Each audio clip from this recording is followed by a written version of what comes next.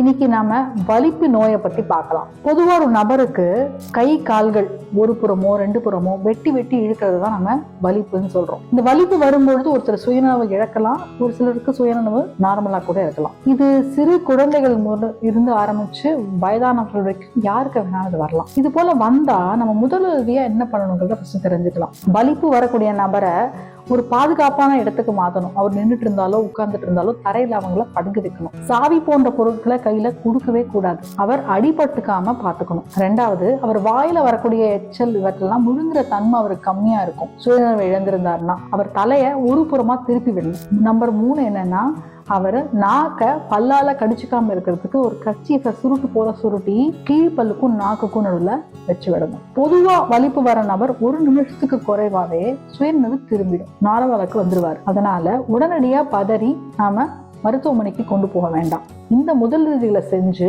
வலிப்பு கண்ட்ரோல் ஆனதுக்கு பிறகு நாம மருத்துவமனைக்கு அவரை கூட்டிட்டு போகணும்.